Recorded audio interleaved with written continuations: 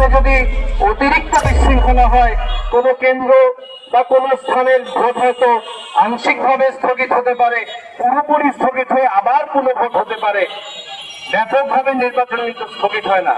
কিন্তু এই নির্বাচনের যারা কুশলী, এর যারা রিটার্নিং কর্মকর্তা, পোলিং কর্মকর্তা থেকে শুরু করে দায়িত্বশীল যারা আছে এবং সেখানকার যতজন সেটার প্রশাসনিক দায়িত্বে আছে, তারা যদি কোনো একটা পক্ষ নিয়ে একটার প্রার্থীকে ভেতরে ভোট গণনা করছে, আরেকটা প্রার্থী কারাগারের সেই শিকলের মতো বাইরে ঘন্টার পর ঘন্টা দাঁড়িয়ে থাকছে, এটাকে বলা হয় ইলেকশন ইঞ্জিনিয়ারিং।